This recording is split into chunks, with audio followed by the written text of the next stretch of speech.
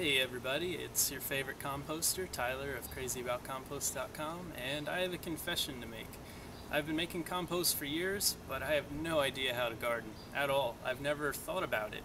I've always just made compost to keep waste out of my trash and basically given away the dirt to other people or just let it pile up. It's not really a big deal to me. But I've decided now that I got a bunch of free sweet basil seeds that I'm going to try and put them in various types of soil conditions and see how they all grow. I have 5 different pots here. All of them contain the majority of standard organic fertilizer, and then I have about an inch worth of various types of dirt on the top. So this one, as you can see, is my control, and this contains about an inch worth of dirt from across the street. Next up we have commercial compost. This comes from a commercial composting facility that processes over 150 tons a day. So we'll see how their stuff works.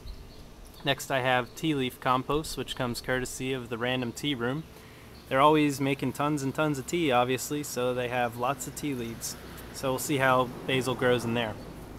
Second to last we have compost directly from my tumbler. So again, we'll see how it goes. It's looking good. I'm pretty proud of it. And last but not least, I have worm castings. This is definitely the slimiest of all of them. It may be indicative of more nutrients than the rest. I don't really know. We'll see what happens. It's now been 3 weeks since the start of the Clash of the Composts experiment. And I know that video-wise I've definitely fallen off here and I don't really have any progress up until this point. If you've been checking the website, you can see my photo updates on a weekly basis of how all the basil has been growing. But let's take a look now and see what we can conclude. First off, the control pot, which had no compost in it at all. There you have it. We have a couple sprouts of basil, looking pretty small. Out of the 10, there is 6. So overall, it doesn't really look so hot. When we compare it to next up, our commercial compost. Here we have all 10 sprouts, but I'm totally amazed because I did not plant the basil seeds all in the center like that. I put them around the outside and spread them equally. There was a couple really hard rains during the process of this project, so I'm wondering if that has something to do with it. But overall, they look pretty nice. Tea leaf compost, by far the best of all of the different types of compost here. So I'm definitely going to be getting in touch with the Random Tea Room to get more of their tea leaf compost, because this stuff is pretty crazy. I mean, look at these things. It's only been a couple weeks and they all look great. Second in quality would be the basil from my compost tumbler in the backyard. These are also looking pretty good, but I'd say that overall the tea leaf compost is a little bit better. I think it has like 1 additional sprout in there, but still pretty good results. And last but not least is the worm castings. And it's weird because not all 10 of them came up, but yet it has the biggest of all the sprouts in any of the pots.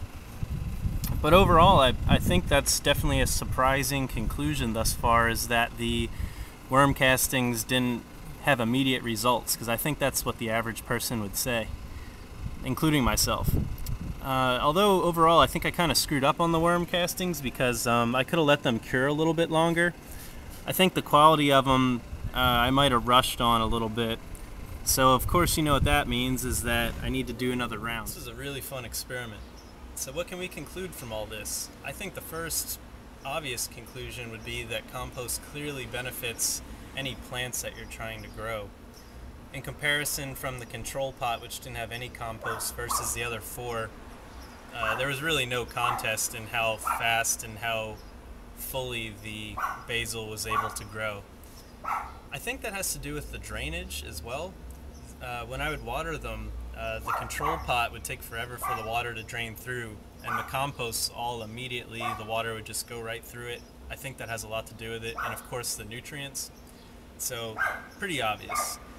I think the surprising thing is definitely the tea leaf compost. So if any of you have a tea room or a tea shop, wherever you're located at, see if they have any leftover tea leaves, or any coffee shop for that matter, and try and get a hold of all that, because it apparently seems to do pretty well. And lastly, I'd say the worm castings were a bit of a surprise, but yet again, I'm going to do a second round of this because this was way more fun than I ever imagined. So this is also my first time with gardening whatsoever, so this is really exciting to me. Probably a lot more to me than to you. But anyway, hope you enjoyed the video. You should check out my website, crazyaboutcompost.com, where I'll be doing more and more different little experiments involving compost. And I hope you enjoyed it. So keep it dirty, and I'll talk to you soon. Later.